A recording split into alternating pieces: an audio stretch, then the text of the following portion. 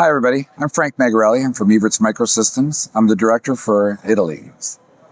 I'd like to introduce you to Bravo Studios, which is our featured product today at Evertz. It's a new product line that sits on top of the Dreamcatcher. And I want to introduce Kay Proctor, who will lead you through how all this will work. Kay? Hi, I'm Kay. I'd like to take you through just our dashboard here. So our production dashboard, we're very familiar with preview and program, but we also have an internal multi-view that's very intuitive that recognizes touch. So we're able to touch which side of our multi-view or input that we would like to select for preview and program. So demonstrating here, just on the left side, I've got preview and program on the right. So we can trigger those types of actions into preview program up here.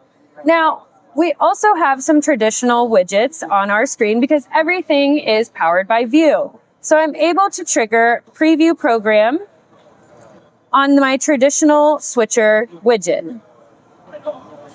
Now you will notice that we do have an external panel. So for anyone that is more tactile, you can press these buttons here that correspond with preview and program up in our multi-view.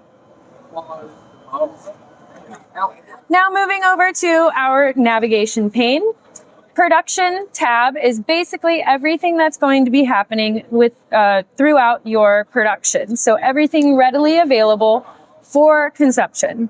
I've got my bin structure here, my music, a rundown, graphics, and then the layering of my graphics here as well. On our audio mixer tab, I'm able to adjust audio levels for basic internal Bravo audio. The configuration comes in at pre-show, but since everything is built on the Dreamcatcher platform, we're still ingesting all of our inputs, and I can clip off any of these inputs and have them readily available. So see here, I've got some examples of clips, and I can call these up, drag and drop. So I have these clips available. I can go live, and I'm able to operate and house storage.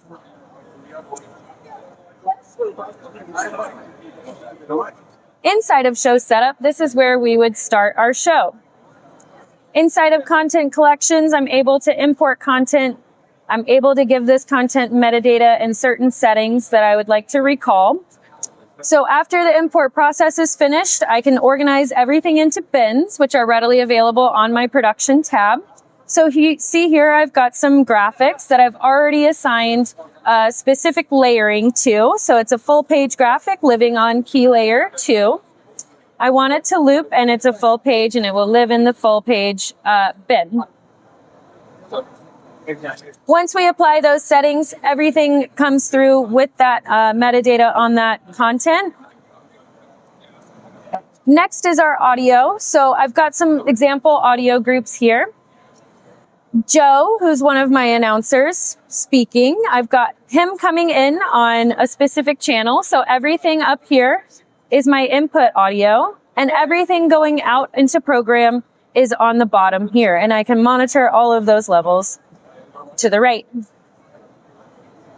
So I can create specific groups for audio. I can also do audio follow video as well. Smart sources is our traditional, or our way of handling traditional MEs with our switchers. So these are completely configurable. I can move them around. I can select which one. I can have up to 4 on one screen, so a quad box. And I can simply add, just using that plus button, give it all this metadata here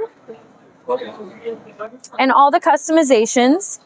This is readily available for me on my production screen as well.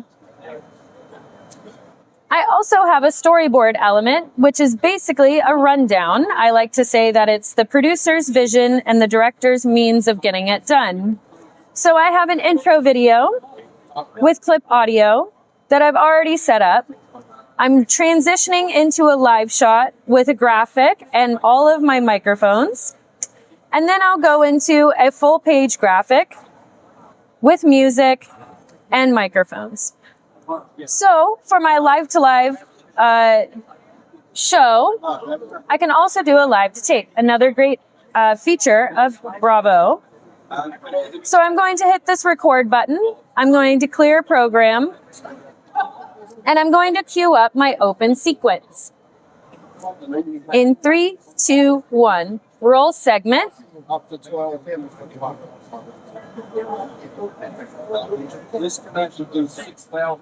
And then I can cue my talent, say we're coming on camera. And I've got all of my audio coming with it. It's in the office. Then I know I'm going to my full page. I've only pressed 2 buttons at this point. Going into my full page graphic. And I've got my music here so I can bring it up, bring it down. As soon as I'm finished with my show for my live to live, I can do live to tape. All of my decisions were created on this EDL. So everything that I triggered to program is now on a sequence, and I can go through and edit that as well.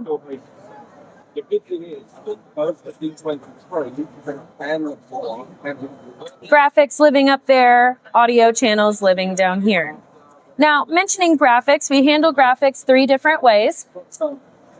Inside of show setup, we see 2 ways. We can import graphics.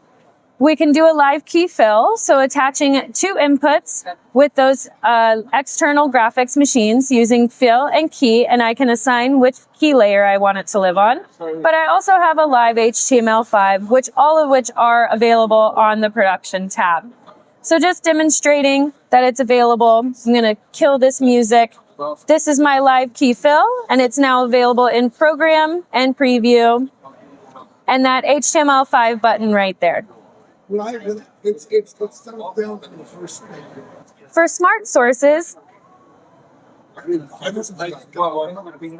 just as I mentioned over on our navigation side, this smart source is triggered to preview, and I can actually move it and frame my announcer. I can change which source is in our big screen. And then when I'm ready to take it to program, I can press take, and it's in program. Now you've noticed I've used a lot of the touch screen. I can also use the external panel. So again, cutting. I can use a wipe. I can go through my bins. I can trigger videos as well. So I can queue up a video in preview and take that video to program using the external panel.